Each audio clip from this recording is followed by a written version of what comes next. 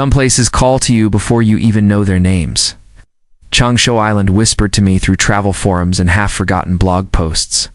Its promise of authentic Hong Kong culture masking something far more sinister that I wouldn't understand. Until it was too late. I arrived on a gray October morning when the ferry cut through mist so thick it seemed to swallow the mainland behind us, leaving only the small dumbbell-shaped island emerging from the South China Sea, like a secret the water had been keeping. The other passengers were mostly locals returning from market trips, like their plastic bags full of groceries, and their faces wearing the weathered resignation of people who had made this journey too many times to count. They spoke in hushed Cantonese, their voices barely audible above the ferry's engine, and I noticed how none of them looked toward the approaching island with anything resembling anticipation. If you've ever wondered what happens when curiosity leads you to places that should remain undisturbed, tonight's story will show you exactly why some destinations are better left unexplored. And I promise this journey will take you deeper into genuine terror than any ghost story you've heard before. The elderly fisherman who helped me with my luggage at the pier had hands like leather and eyes that seemed to see more than they should.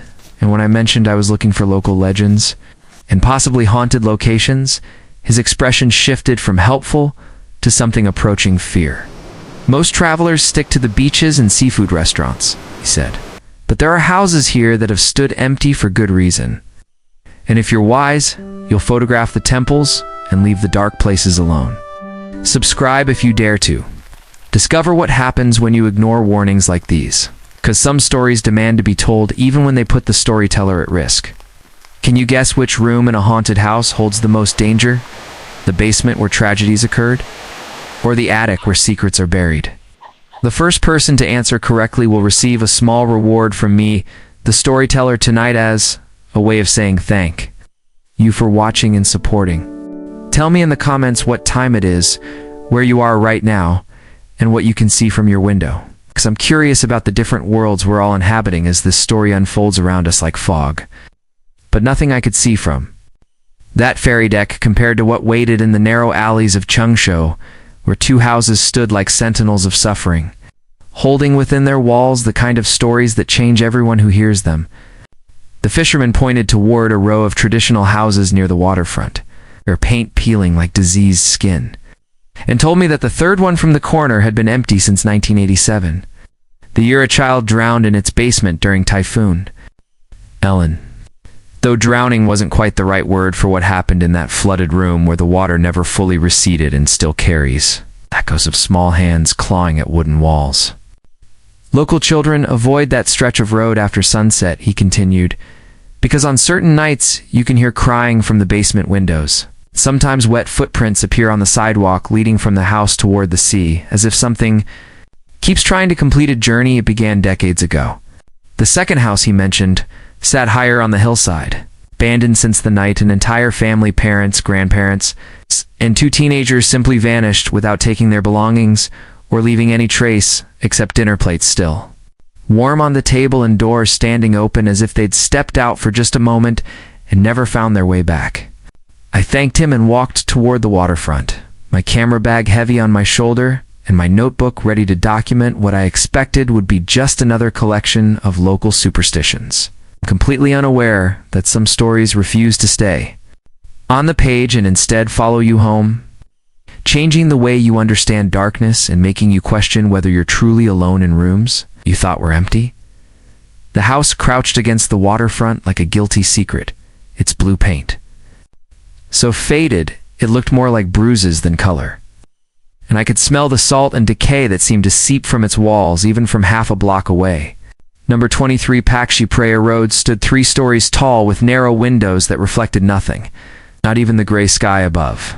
I noticed how the other houses on the street seemed to lean slightly away from it, as if the building itself carried some contagion they didn't want to catch. The fisherman's directions had been precise third house from the corner, the one with iron bars on the basement windows and a front door that never stays properly closed, but he hadn't mentioned how. The air around the building felt heavier, thicker, like breathing through wet cloth.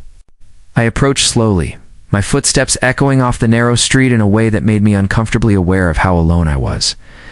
And as I got closer, I could see that the basement windows he'd mentioned weren't just barred but also cracked, with dark water stains spreading up the walls like infection marks.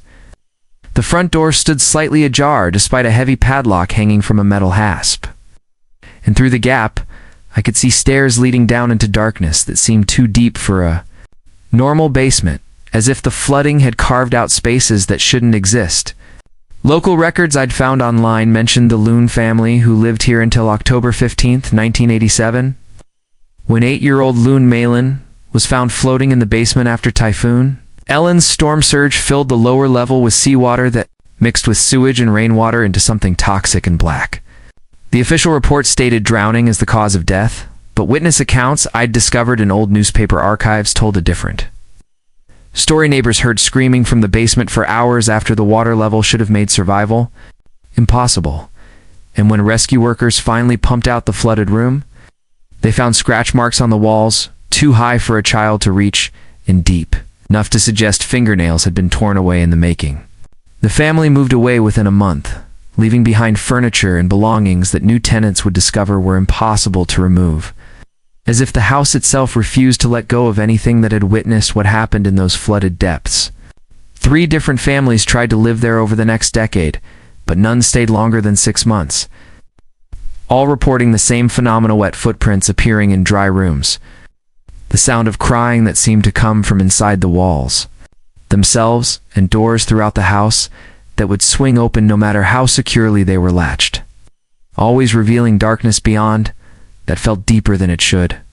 The basement had been sealed with concrete after the last family fled in 1996, but locals insisted they could still hear water moving down there during storms, along with something else that might have been splashing or might have been small, hands slapping against stone.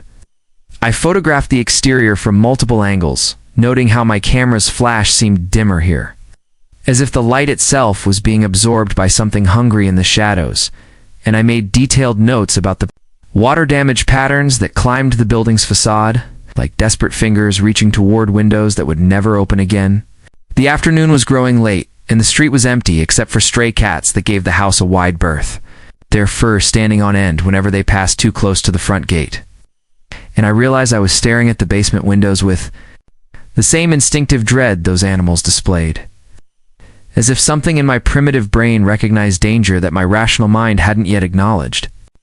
As I turned to leave, planning to return the next day with better equipment and perhaps a local guide, I heard what might have been crying or might have been wind moving through the broken windows, but the air was perfectly still, and the sound seemed to be coming from beneath my feet, as if the sealed basement was calling through tons of concrete and earth to something that could still hear its voice.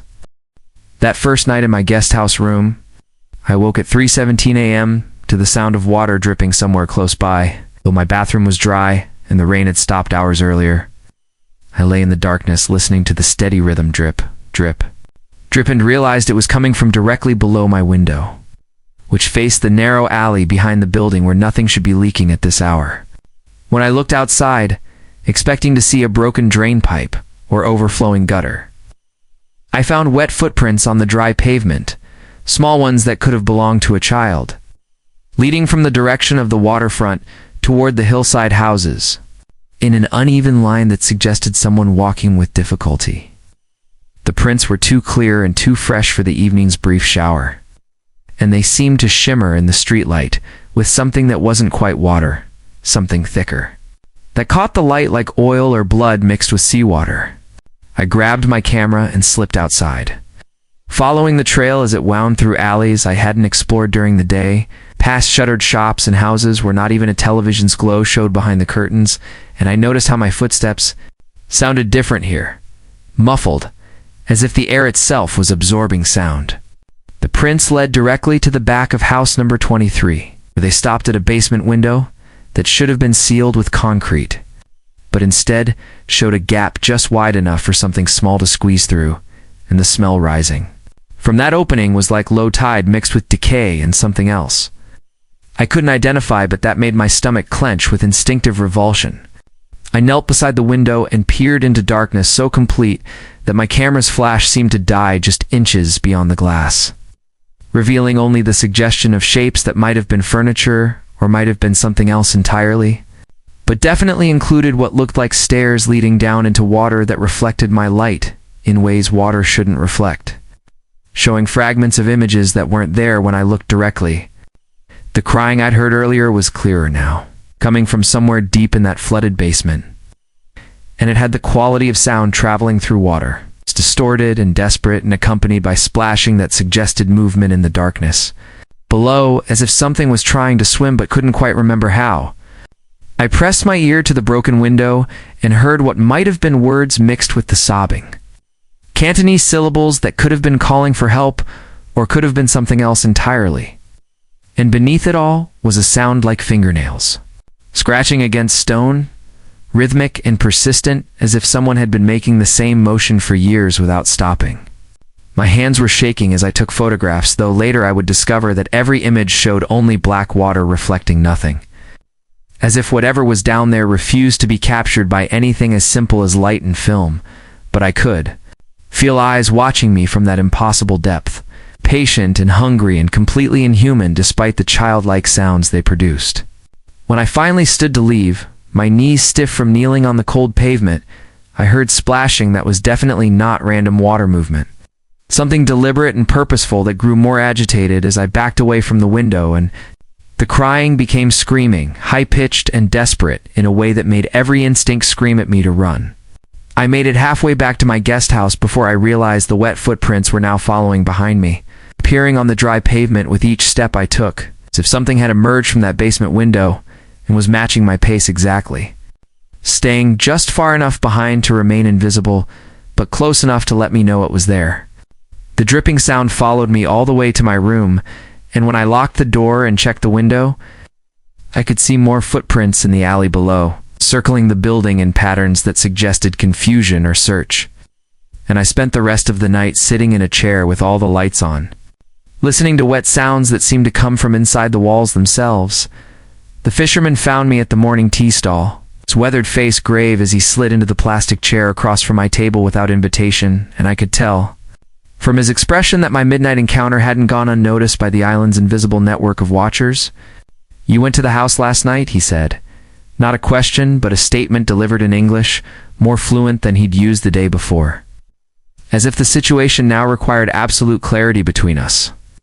His name was Uncle Chen, he told me, and he'd lived on Cheung Chau for 73 years, long enough to remember when the Lung family first moved into that waterfront house in 1982, and longer still to remember what that basement had been before they converted it into living space for the grandmother who would die there 5 years later under circumstances the family never discussed with outsiders. The original foundation dated back to the Japanese occupation, he explained, when the building had served as a storage facility for supplies being moved to the mainland. Local workers had whispered about how items placed in the basement would sometimes disappear or be found moved to different locations, as if something down there was rearranging things according to its own logic. During the renovation in 1982, construction workers had found old bones mixed with the foundation stones, small ones that could have belonged to children. But the contractor had quietly disposed of them rather than delay the project with archaeological investigations that might uncover uncomfortable truths about wartime activities on the island. Maylin had been a bright child, Uncle Chen continued, always playing by the water, despite her parents' warnings. She had an odd habit of talking to herself in the basement, carrying on conversations with someone no one else could see, though. She insisted her friend was real and lived in the room, behind the concrete wall that had been sealed decades before her family arrived. The typhoon that killed her had been unusual, not for its strength, but for how the storm surge had affected only that single basement, filling it with water that came from no identifiable source and refused to drain properly even after the storm passed, as if something was holding it there for reasons that had nothing to do with weather or geology. 3 different priests had been called to bless the house after Maylin's death, Uncle Chen told me. 1 Catholic, 1 Buddhist, and 1 practitioner of traditional folk religion. But all had left quickly and refused to explain what they'd encountered. Though the Buddhist monk had warned that some spirits become more dangerous when they're trapped between life and death, especially children who died in fear and confusion, the families who tried to live there afterward had all reported the same progression of events, he continued, starting with wet footprints and crying sounds, escalating to doors that wouldn't stay closed and belongings that moved by themselves, and finally reaching a point where the spirit would become violent, throwing objects and creating cold spots that could freeze water in midair, as if its patience was finite and its anger grew stronger with each failed attempt to communicate. With the living, 2 of the families had children who began talking to invisible friends in the basement, Uncle Chen said, and both times the parents had fled before learning what those conversations might reveal, because there are some kinds of knowledge that change people in ways they can never recover from. The city government had finally sealed the basement with concrete and steel, he explained, but everyone on the island knew that physical barriers meant nothing to something that had never been truly physical to begin with, and the crying continued. Along with the footprints and the doors that opened themselves, because whatever was down there wasn't looking for escape, it was looking for company, for another child to join it in that flooded room where time moved differently and death was just another kind of drowning that never quite finished. Uncle Chen finished his tea and stood to leave. But before walking away, he placed a small red charm on the table, a paper talisman covered in Chinese characters I couldn't read, and told me that some visitors to Cheung Chau leave with more than they brought, and the house by the waterfront had been waiting for someone like me for a very long time. Someone curious enough to listen when most people had learned to walk away. The charm Uncle Chen left burned my fingers when I picked it up.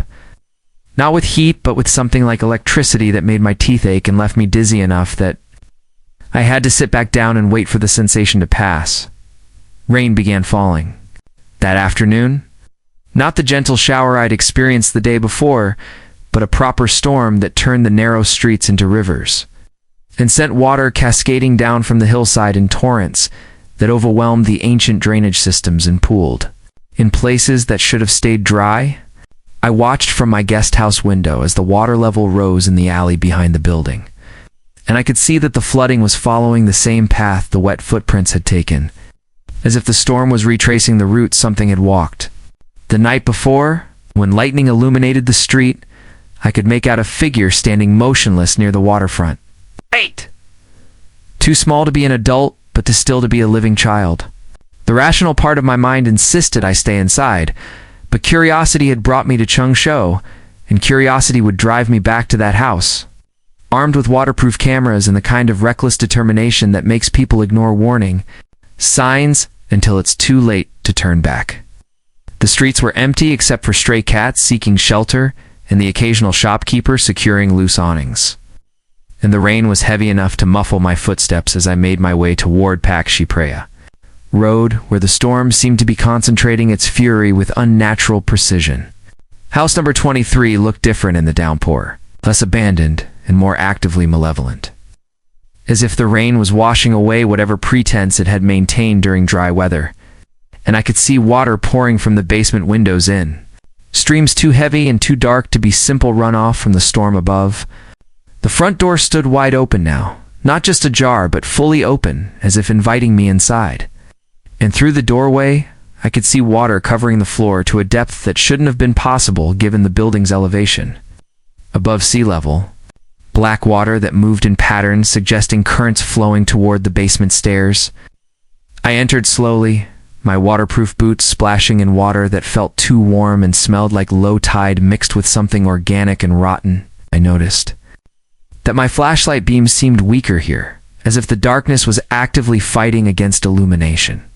The crying was louder inside the house. It's no longer muffled by walls and distance, but clear and immediate. Coming from the basement where concrete barriers should have made any sound impossible, and beneath the sobbing, I could hear splashing that definitely wasn't random water movement, but something deliberate and increasingly frantic. The stairs leading down were partially submerged, disappearing into black water that reflected my light in ways that hurt to look at directly, showing me distorted images of rooms that couldn't exist and faces that couldn't belong to anyone living. And when I called out hello in English, and then Cantonese, the crying stopped abruptly as if something was listening to determine whether I was worth the effort of communication. I descended one step, then another, feeling the water rise to my knees and then my waist. And the temperature dropped so quickly that my breath became visible in the humid air. while something brushed against my legs underwater, something that felt like small hands exploring the texture of my clothes and skin with desperate curiosity. The concrete barrier that should have sealed the basement was gone, not broken or removed, but simply absent, as if it had never existed. And beyond where it should have been, I could see a room that extended much further than the building's foundation. Should have allowed, filled with black water that seemed to have no bottom, and furniture that floated just beneath the surface like sunken artifacts from a life that had ended badly. Malin stood in the center of this impossible room, not floating, but standing somehow on the water's surface. Her school uniform still neat, and her hair still tied with the red ribbon her mother had chosen for her last day of life. And when she turned to face me, her eyes were the color of deep water, and her smile was both innocent and terrible. She spoke in Cantonese I somehow understood without translation, telling me she'd been waiting for someone who would listen, someone who would stay long enough to hear the whole story. And as she spoke, the water around me began to rise faster, reaching my chest and then my shoulders, while small hands pulled at my clothes from below, trying to drag me down to join the others, who had made the mistake of coming too close to something that had been alone for far too long. The water was at my neck when Uncle Chen's charm began to burn against my chest, where I'd tucked it inside my jacket. The paper talisman suddenly blazing with heat that cut through the supernatural cold like a blade, and Malin's expression changed from welcoming to furious as she realized I carried protection she hadn't anticipated. The hands pulling at my legs from beneath the black water loosened their grip just enough for me to struggle backward toward the stairs. And I could hear her voice following me, no longer the sweet tone of a lost child, but something darker and more demanding, speaking words and dialects I didn't recognize, but that made my bones ache with their malevolence. I fought my way up the submerged stairs as the water tried to drag me back, each step requiring tremendous effort as if I was climbing through thick oil instead of liquid. And behind me I could hear splashing that sounded like dozens of small bodies thrashing in frustration at my escape. When I finally reached the main floor, gasping and soaked with water that stank of decay and something else I couldn't identify, I found the house had changed around me. Walls that had been cracked and peeling now showed fresh damage, as if decades of neglect had accelerated in the minutes I'd been below. And every door hung open, revealing rooms that seemed to stretch further than the building's exterior dimensions should have allowed.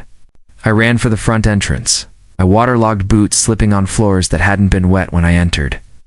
And behind me I could hear the sound of water rushing up the stairs, as whatever lived in that basement refused to let me leave without consequence. The storm outside seemed gentle compared to the supernatural fury I'd left behind. I didn't stop running until I reached the main village area, where streetlights and the presence of other buildings made me feel marginally safer, though I could still taste that foul water in my mouth and feel phantom hands brushing against my skin. Back in my guest house room, I stripped off my wet clothes and discovered that the water had left stains on my skin. Dark marks that looked like bruises but felt cold to the touch and wouldn't wash away, no matter how hard I scrubbed with hot water and soap. Sleep was impossible, so I spent the night researching everything I could find about the Leung family and house number 23, diving deep into newspaper archives and public records that painted a picture far more complex than Uncle Chen's story had suggested.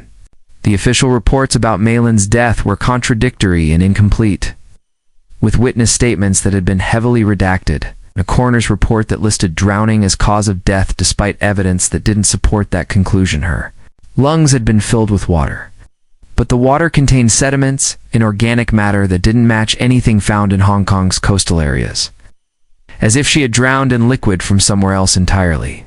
More disturbing were the records I found of other deaths connected to the house, going back to its construction during the Japanese occupation, when 3 Chinese laborers had died in accidents involving the basement excavation. Their bodies never recovered despite extensive searches of the work site. Between 1945 and 1982, the building had housed 7 different families, and each had reported problems with flooding in the basement despite the area being well above sea level and having adequate drainage, with water that appeared overnight and disappeared just as mysteriously, leaving behind stains and smells that professional cleaning services couldn't remove. 2 children from different families had drowned in bathtubs in the upper floors of the house during the 1960s. both found submerged in water that was black and foul-smelling rather than the clean tap. Water their parents had drawn for their baths. And in both cases, the families had moved away immediately after the funerals, leaving behind belongings they claimed had been contaminated by whatever lived in the building's foundations.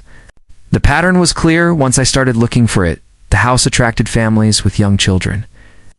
The basement would flood with water that came from no identifiable source. Sooner or later, someone would drown in liquid that shouldn't have existed, while survivors reported encounters with spirits that became more aggressive and demanding over time. Mei Lin hadn't been the first victim, I realized, just the most recent.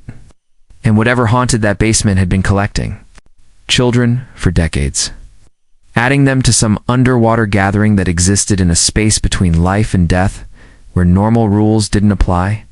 As dawn approached, and I finally allowed myself to believe I'd survived my encounter with whatever lived beneath house number 23, I began to understand that my investigation had only revealed the first layer of Cheung Chau's secrets, and that, somewhere on the hillside above the waterfront, another house waited with its own collection of trapped souls and its own hunger for visitors, foolish enough to ignore the warnings that experience had taught the island's residents to respect.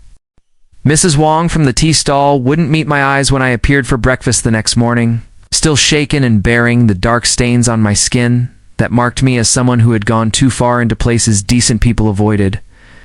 And she served my congee in silence before retreating to the kitchen, where I could hear her whispering urgently in Cantonese to someone on the phone.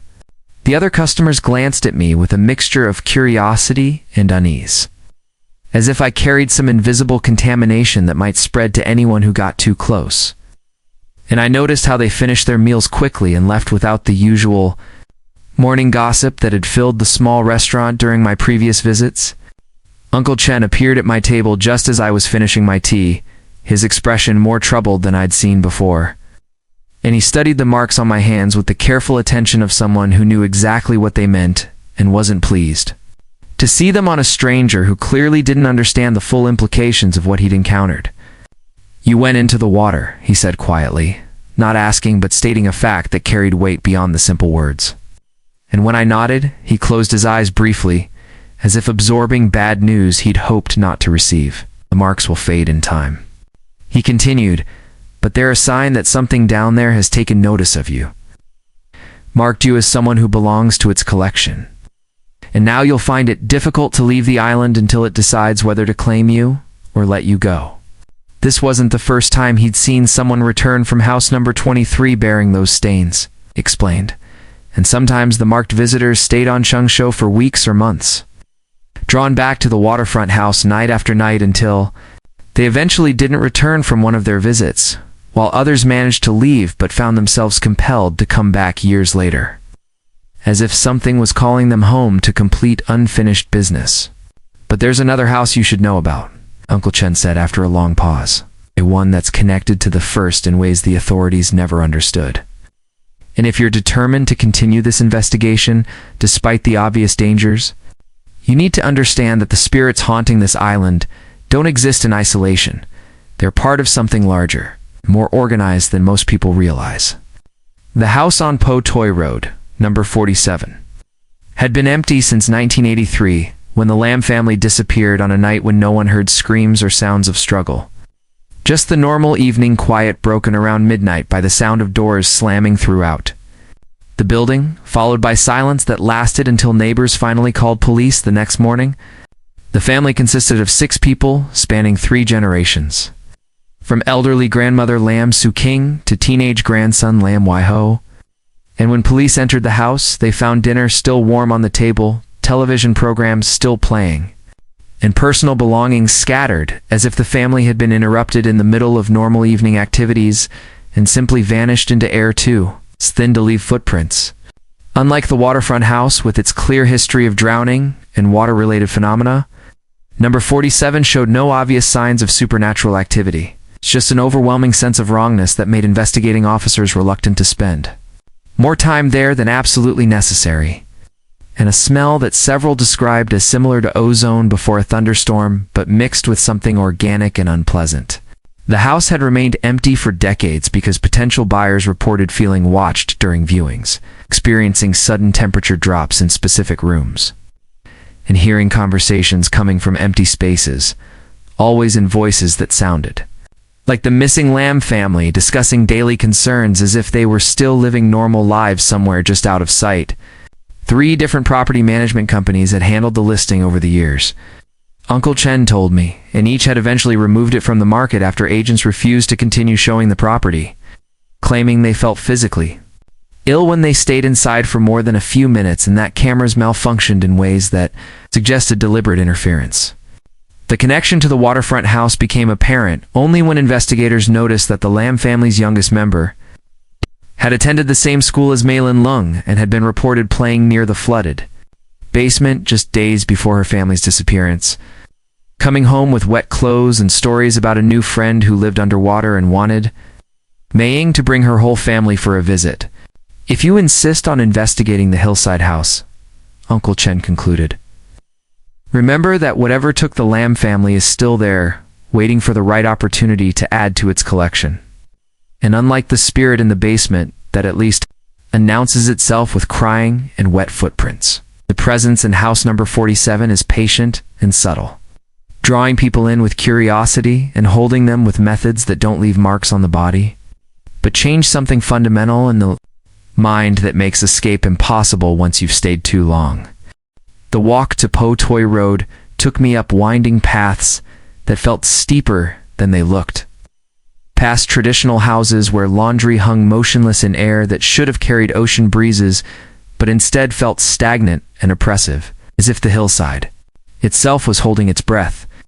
Number 47 stood apart from its neighbors, not physically isolated, but somehow separate in a way that made the other buildings seem to lean away from it, creating gaps in the row of houses that broke the natural rhythm of the street and left the Lam family's former home looking like a gap-toothed smile in an otherwise normal face. The building was larger than the waterfront house, 3 stories of traditional construction with modern additions that had been painted bright yellow decades ago, but had faded to the color of old bones, and every window was fitted with metal security bars that cast shadows in geometric patterns across walls that seemed to absorb light rather than reflect it. Unlike the obviously abandoned state of house number 23, this building maintained an unsettling appearance of recent habitation. The front garden was overgrown but not completely wild. Newspapers and mail had accumulated by the door but not in quantities suggesting decades of neglect. Several windows showed curtains that looked freshly hung, despite the fact that no one had lived there for 40 years. I approached the front gate slowly, noting how my footsteps seemed unnaturally loud on the quiet street, and how the usual sounds of island life motorbikes, conversation, television programs faded to an unnatural hush the closer I got to the property. The gate wasn't locked, just latched with a simple mechanism that opened at my touch. And as I stepped into the small courtyard, I felt that same oppressive heaviness I'd experienced at the waterfront house, but different in quality. Less like drowning, and more like being watched by something with infinite patience and very specific intentions. Police reports from 1983 described the Lam family as unremarkable residents who had lived quietly on Cheung Chau for 15 years. Grandmother Siu King supporting the household with income from a small tailoring business, while parents homing, and Lei Fan worked in the ferry terminal restaurant and raised their children. Wai Ho and Mei Ying, with the kind of ordinary attention to school and family obligations that made their sudden disappearance all the more inexplicable. The last confirmed sighting had been around 8 p.m. on October 13th, when neighbor Mrs. Choi had seen homing watering plants in the front courtyard, while voices from inside suggested the family was gathered for their usual evening routine of homework and television, but by morning, all 6 family members were gone as if they had never existed. What made the disappearance particularly disturbing was the completeness of the abandonment. Dinner bowls still contained food that was barely cool when police arrived. The television was tuned to a program that had ended hours earlier, but was still broadcasting static, and in the master bedroom, investigators found clothes laid out for the next day and a book open to a page that suggested someone had been reading when they were interrupted. The children's rooms showed signs of normal evening activities, homework assignments left unfinished on desks, toys scattered on floors as if play had been suddenly halted, and in Mei Ying's room a diary with entries describing her new friend from the waterfront, who promised to show her family something wonderful if they would all come together to visit the special place, where water and sky met in the basement of a house by the sea. Neighbors reported no sounds of struggle or distress, no vehicles arriving or departing, no evidence that the family had packed belongings or made preparations for travel. Yet by dawn, every trace of their presence had vanished except for the physical evidence of interrupted lives and the growing certainty among investigating officers that they were dealing with something that normal police procedures couldn't address. 3 different detective teams had been assigned to the case over the years, but each had eventually requested reassignment after experiencing what they described as persistent feelings of being watched. Equipment malfunctions that occurred only inside the house, in dreams featuring the missing family members who seemed to be trying to communicate warnings about dangers that couldn't be clearly understood through normal investigative methods. The house had been sealed and officially declared a crime scene for 2 years. But when authorities finally reopened it for potential sale, they discovered that nothing inside had aged or deteriorated in the way abandoned properties normally did. Dust hadn't accumulated, paint hadn't faded, and organic materials like food and flowers remained in the same state of preservation they'd shown on the night of the disappearance. As if time inside the building moved according to different rules than the rest of the world. Standing in that courtyard with afternoon shadows growing longer and the sense of invisible attention becoming stronger with each passing minute, I realized that whatever had taken the Lam family was still active and still patient, waiting for the right combination of curiosity and vulnerability to add new members to whatever gathering it had been assembling for decades in spaces that existed between normal reality and something else entirely. The front door opened at my touch with the smooth silence of hinges that had been recently oiled. Though no caretaker had maintained this property for 40 years, and I stepped into a hallway that should have been thick with dust and decay, but instead felt lived in and recently cleaned, as if someone had just finished mopping the floors and arranging the photographs that lined the walls in neat rows. The pictures showed the Lam family in various stages of their lives, formal portraits from school and work, casual snapshots from festivals and holidays, and candid shots of daily life that captured the ordinary happiness of people who had no reason to expect their existence would end abruptly on a quiet October evening. What disturbed me most about these photographs was how fresh they looked despite their age. Colors vibrant and surfaces clean, as if someone had been caring for them. With the devotion of people who expected the subjects to return and appreciate the maintenance of their memories, the living room opened directly from the hallway, furnished with the heavy wooden chairs and glass-top tables that had been popular in the early 1980s. And I could see dinner dishes still arranged on the dining table exactly as police reports had described them. 6 place settings with food that looked recently served rather than decades old. Chopsticks placed precisely beside rice bowls that contained grains so white and individual they might have been cooked that morning. The television in the corner showed static, but not the random snow of a disconnected signal. Patterns moved across the screen in ways that suggested deliberate transmission. Images that almost resolved into recognizable shapes before dissolving back into electronic noise that hurt to watch for more than a few seconds at a time. I photographed everything methodically, but when I reviewed the images later, I would discover that each shot showed subtle differences from what I remembered seeing. People in the family portraits appeared to be looking in slightly different directions. Objects on tables had moved to new positions, and in several photos, the static on the television screen had formed patterns that looked disturbingly like faces pressed against glass from the inside. The stairs to the second floor creaked under my weight, with sounds that seemed too loud in the unnatural quiet. And as I climbed, I became aware of voices coming from the rooms above. Not loud enough to make out words, but clearly conversational. The rise and fall of family discussion about topics that seemed mundane and comfortable. When I reached the landing, the voices stopped abruptly, leaving a silence so complete I could hear my own heartbeat and the sound of my clothes rustling with each breath. but I had the distinct impression that people were listening just as intently.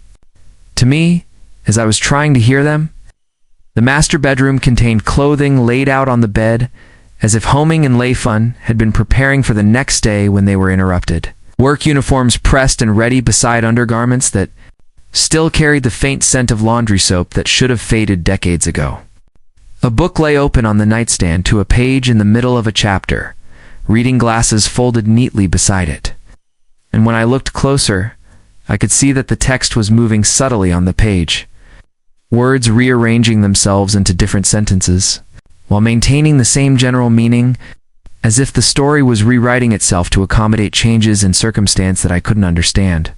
The children's rooms showed the same preservation of normal life interrupted Weeho's homework assignments.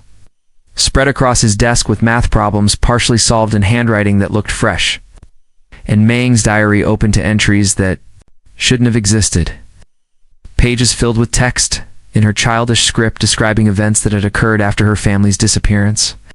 Conversations with visitors who came to look at the empty house and observations about the passage of time that suggested she was somehow still present and aware of everything that happened in these rooms.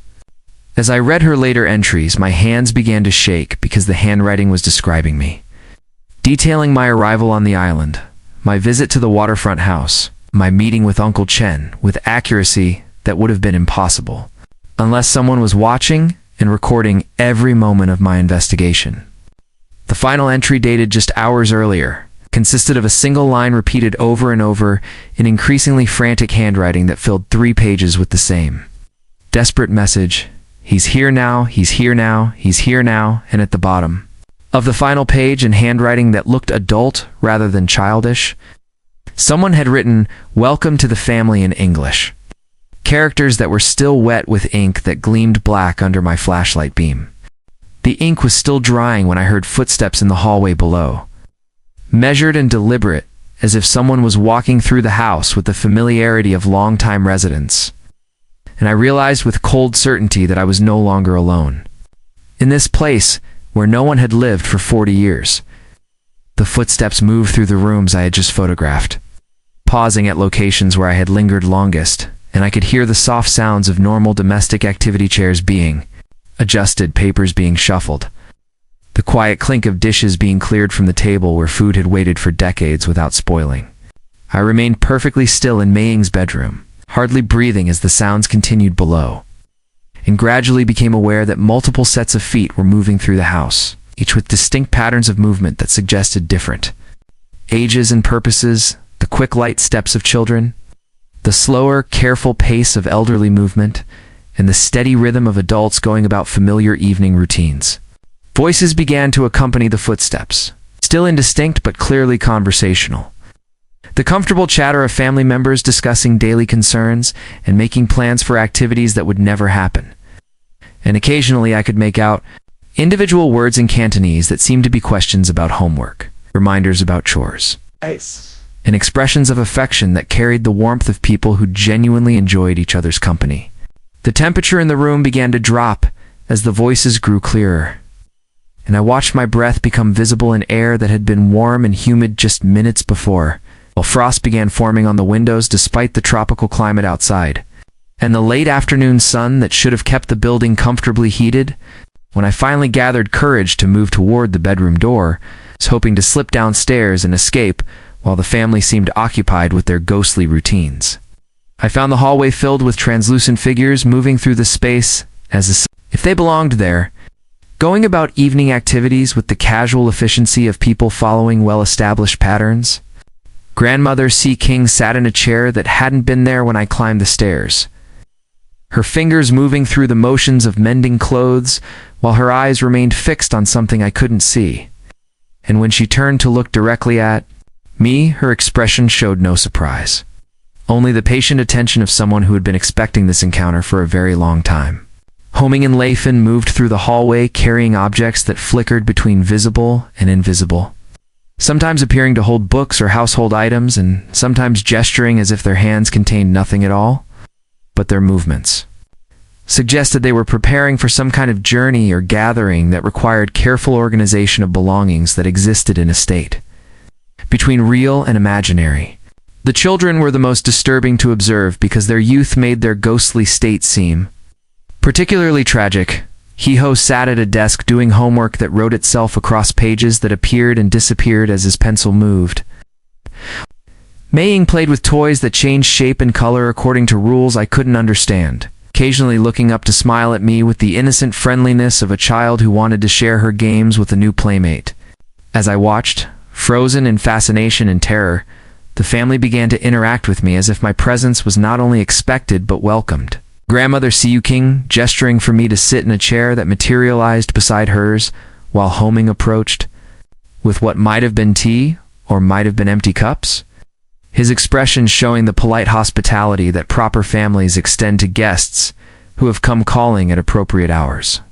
The voices became clearer as they focused their attention on me, switching between Cantonese and English with the easy bilingualism of Hong Kong residents. And their words carried meanings that seemed to bypass my ears and speak directly to my understanding, explaining that they had been waiting for someone like me to complete their family circle, someone who could bridge the gap between their world and the world outside these preserved rooms. They spoke of loneliness that stretched across decades of conversations that remained unfinished, because they needed fresh voices to complete the patterns of communication that families depend on to maintain their identity, and of tasks that required living hands to accomplish because ghostly efforts could only preserve what already existed rather than create new experiences that would allow them to move forward into whatever came after this eternal evening of interrupted routines. Mei-Ying tugged at my sleeve with fingers that felt like cold mist and explained in her child's voice that the nice lady from the waterfront house had promised to help them find new family members who wouldn't mind staying forever in rooms where time moved differently and where love was strong enough to prevent anyone from ever feeling alone again. And as she spoke, I began to understand that the two houses were connected by more than proximity, bound together by a plan that had been developing for years and needed only the right visitors to reach completion. I pulled away from Mei-Ying's ghostly touch and stumbled backward through the hallway, searching desperately for an exit from this preserved nightmare. But every door I tried opened onto rooms that hadn't existed when I entered the house, spaces that stretched impossibly far into darkness, filled with the whispers of conversations that had been interrupted 40 years ago and never properly finished. The family followed me with the patient persistence of people who had all the time in the world to convince a reluctant guest to stay for dinner, their translucent forms moving through walls and furniture as if the physical boundaries that constrained living bodies were merely suggestions they could choose to ignore when convenience required.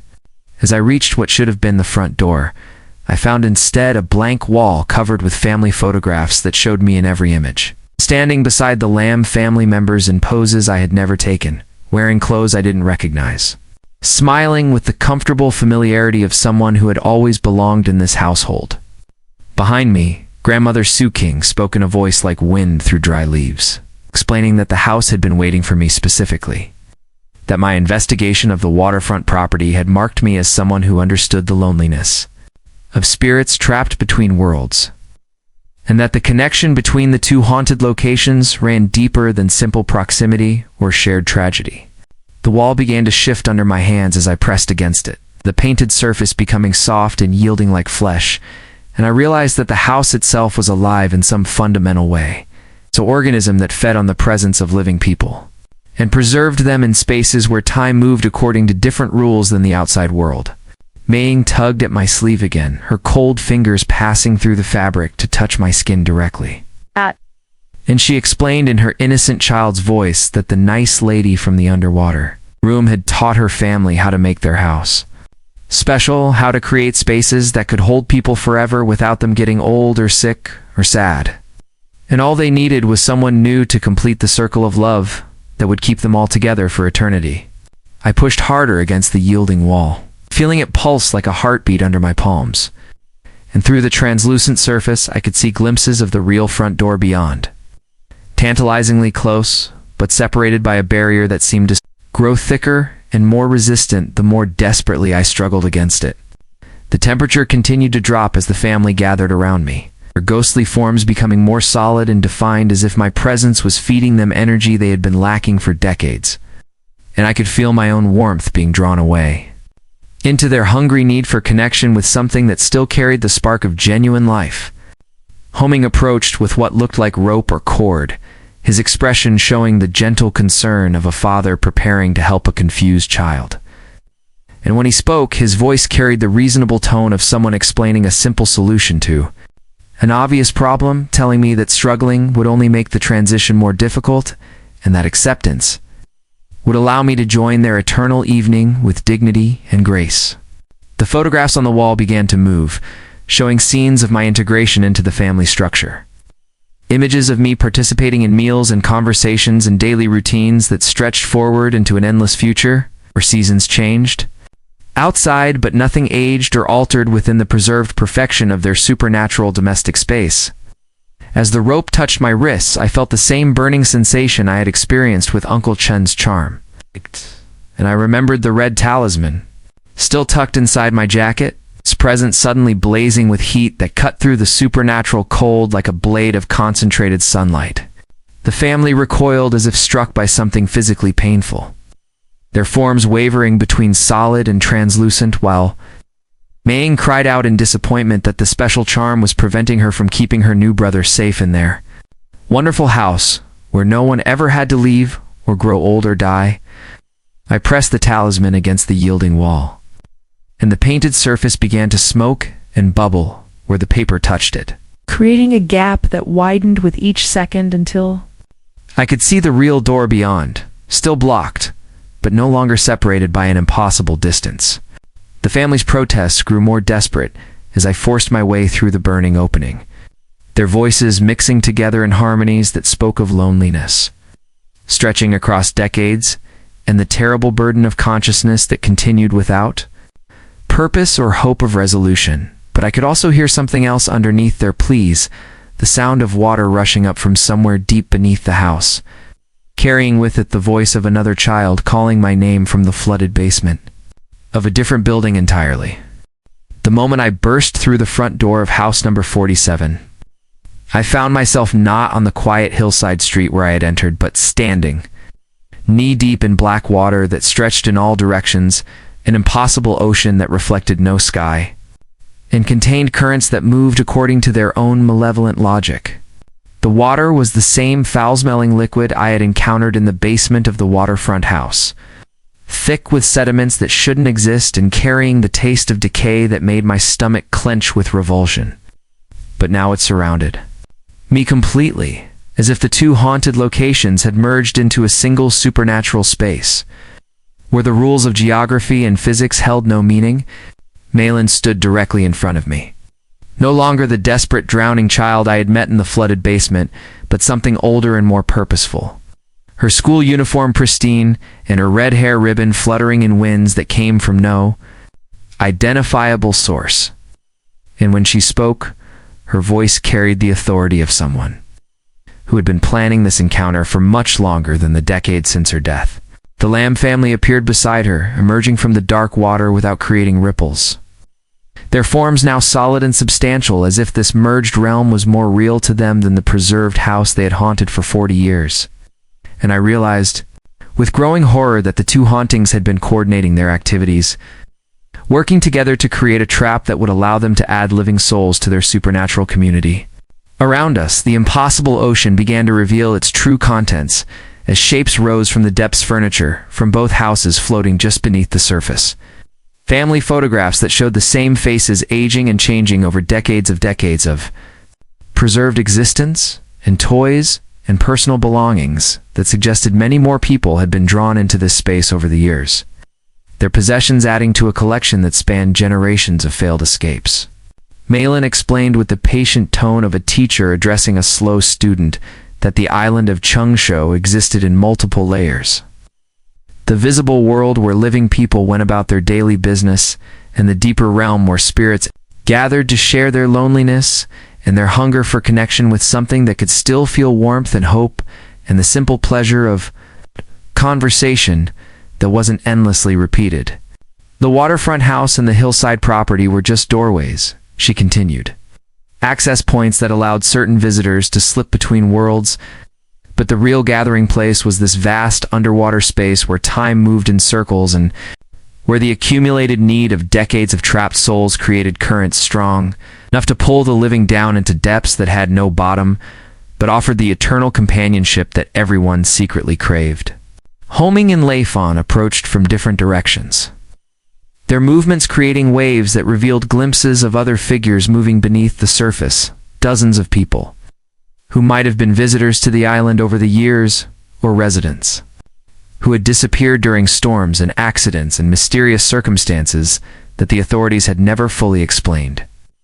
All of them now part of a community that existed in the spaces between reality and whatever came after death.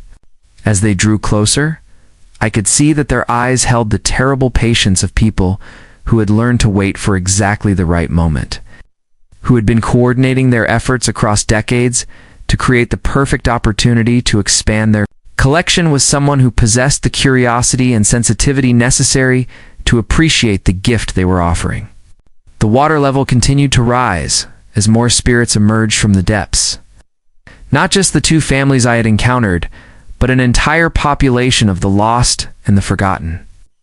All of them reaching toward me with expressions of desperate welcome, their hands passing through the liquid without displacing it, as if they were not quite solid enough to affect the physical world, but could still exert influence through the force of their collective will and their shared understanding that loneliness was the only true horror, and that eternal companionship was worth any price. I felt the talisman burning against my chest, growing weaker as the supernatural forces surrounding me intensified, its protective power gradually being overwhelmed by the combined presence of so many spirits who had been feeding on each other's energy for so long that they had become something larger and more dangerous than individual ghosts. A collective consciousness that thought in terms of centuries rather than moments, and viewed the addition of new souls as both necessity and celebration. The black water reached my chest as hands began pulling at my clothes from below. Not violently, but with the gentle insistence of family members encouraging a reluctant participant to join a group activity. And I realized that struggling would only postpone the inevitable, because the protection I carried was temporary while their patience was eternal. And sooner or later the charm would fail, and I would sink beneath the surface to join the gathering that had been planned for my benefit. Since the moment I first stepped off the ferry onto Cheung Chau Island, the talisman finally crumbled to ash against my chest just as the black water reached my neck. Its protective power consumed by the overwhelming spiritual pressure of hundreds of souls who had been accumulating in this impossible space for longer than anyone alive could remember. And as the paper dissolved, I felt the full weight of Cheung Chau's supernatural history pressing down on me. Like the depths of an ocean that had no bottom. Through the water that filled my vision, I could see the island's true nature revealed. Not the quaint fishing community that appeared on tourist maps, but a collection point for the lost and the forgotten. A place where the boundary between life and death had worn thin through decades of tragedy and neglect, until spirits could move freely between worlds and gather strength from each other's presence. The historical records I had researched told only part of the story, I realized as hands pulled me deeper into the dark water, because the official documentation couldn't capture the pattern that stretched back to the island's earliest settlements. When fishing families had reported children who played with invisible friends and spoke languages that had never been taught to them, suggesting that even then something was drawing young souls into spaces that existed parallel to the visible world. During the Japanese occupation, systematic cruelty had created ideal conditions for spirits to gather and grow stronger, feeding on the fear and desperation of people who died far from home and without proper burial rites in the underground. Storage facilities had become nexus points where the accumulated spiritual energy began to warp the fabric of reality itself. The construction boom of the 1960s and 1970s had disturbed grave sites and ancient shrines without regard for the consequences, building modern homes on foundations that were already saturated with supernatural presence, and each new family that moved into these locations became potential additions to the growing collection of souls who had learned that death was just another form of residence that came with certain advantages for those patient enough to adapt. As I sank deeper into the impossible ocean, passing through layers of water that showed me different time periods like historical strata, I saw the truth about the island's disappearances, not random accidents or isolated tragedies, but a systematic, harvesting that had been accelerating over the decades as the spirits learned to coordinate their efforts more effectively, the ferry disasters that claimed entire families, the hiking accidents that left no bodies to recover, the fishing boats that vanished on calm seas, leaving only debris that washed ashore weeks later. All of them had been orchestrated by a supernatural community that viewed the living world as a recruitment ground for members who could bring fresh energy and new perspectives to their eternal gathering. Children were particularly valuable because their souls remained flexible longer, able to adapt to the strange physics of the merged realm where houses existed in multiple locations simultaneously and where conversations could continue for decades. Without anyone growing tired or bored or desperate for change, the adult spirits served different purposes. It's providing stability and authority to the community structure. But they also brought their own hungers and needs that required regular feeding from the life force of newcomers who hadn't yet learned to exist without physical bodies. I passed homing and lay fun as I descended, their forms now revealing the true extent of their transformation, not merely preserved human consciousness, but something that had evolved beyond individual identity into part of a larger organism that thought and planned and acted with collective purpose. They smiled at me with genuine affection as I sank past them, their expressions showing the satisfaction of people who had successfully completed a long and difficult project. And I understood that my investigation had never been independent research, but a carefully guided tour designed to bring me to exactly this moment of surrender. The water grew warmer as I reached the bottom of the impossible ocean, where the original spirits who had established this supernatural colony waited with the patience of entities who measured time in geological epochs rather than human lifespans. And I could see that they had been building something vast and complex from the souls they had collected. It's not just a community, but a kind of spiritual architecture that could expand beyond the boundaries of Cheung Chau to encompass other islands, other coastlines, other places where the living gathered near water that could serve as a conduit between worlds. My lungs should have been burning for air by now, but instead I felt a strange sense of completion, as if I had finally arrived at a destination I had been seeking without knowing it. The last conscious thought I had as a living person was the recognition that some forms of drowning were not death, but transformation, and that the family waiting to welcome me at the bottom of this endless sea had been my family all along, just hadn't remembered until now. The awakening came not as gasping return to air and light, but as a gentle settling into a new kind of existence where breathing was optional and the distinction between sleeping and waking had become meaningless, and I found myself standing in a vast underwater cathedral built from the architectural memories of every house that had ever served as a doorway between worlds. The structure defied physical logic, its walls constructed from rooms that had belonged to different buildings and different time periods, all of them perfectly preserved and somehow fitting together in ways that created a sense of infinite space contained within impossible geometry. Malin took my hand with fingers that now felt solid and warm rather than cold mist. Ow. Her expression showing the satisfaction of someone who had successfully guided a difficult project to completion. And she led me through halls that contained the living spaces of dozens of families who had made the transition from individual haunting to collective existence. The rooms we passed held complete domestic scenes frozen at the moment of their inhabitants, arrival dinner tables set for meals that would never be eaten by living mouths, children's bedrooms where toys waited for play that transcended the normal limitations of time and space, and kitchens where the preparation of food had been replaced by the more essential nourishment of shared memory and continuous conversation.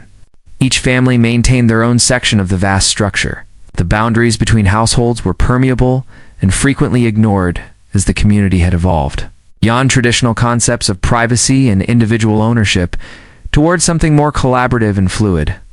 The Lamb family welcomed me into their preserved evening routine with the enthusiasm of hosts who had been anticipating my arrival for decades, setting a place at their dinner table that somehow had always been intended for me. And as we sat together, in the warm glow of lights that cast no shadows, I began to understand how the transformation had changed not just my physical state, but my entire relationship with time and identity.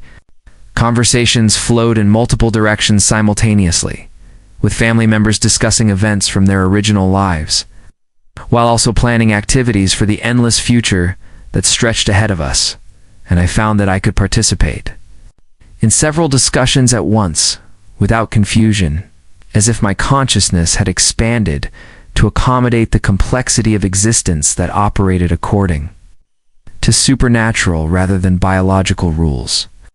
Homing explained the logistics of the community with the patient detail of someone who had spent years perfecting systems that seemed impossible from a living perspective, how new arrivals were integrated into the social structure, how memories were shared and preserved across the collective consciousness, and how the endless repetition of domestic routines somehow never became boring, but instead deepened into something approaching spiritual practice.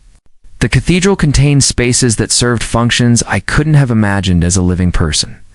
Rooms where the accumulated experiences of all the families were stored, and could be accessed by any community member who wanted to understand how previous generations had adapted to their new existence. And libraries of sensation, where the physical memories of taste, touch, and smell were preserved for spirits who no longer had biological bodies, but still craved the full spectrum of human experience. Through windows that looked out onto landscapes that existed only in collective memory, I could see other supernatural communities that had established themselves in different locations around the world, connected to our underwater cathedral by currents of spiritual energy that allowed for communication and collaboration across vast distances. The spirits who had founded our particular gathering were ancient beyond human measure, entities that had learned to sustain themselves on the life force of willing participants, rather than the desperate feeding that characterized less sophisticated supernatural phenomena. And they had spent centuries perfecting the art of creating family structures that could provide genuine love and companionship to souls who had been severed from the biological connections that normally defined human relationships. As days or years passed, the distinction had become irrelevant. It began to take on responsibilities within the community structure, helping to guide new arrivals through the transition process and learning the subtle skills required to maintain the spiritual architecture that kept our impossible homes stable and secure. The work was satisfying in ways that my living career had never been, because every task contributed directly to the well-being of people I cared about. And the knowledge that our efforts were creating something permanent and meaningful gave every moment a weight and significance that had been missing from my previous existence. Sometimes I would remember fragments of my life on the surface world, but they seemed distant and insubstantial compared to the rich complexity of relationships and activities that filled my transformed existence.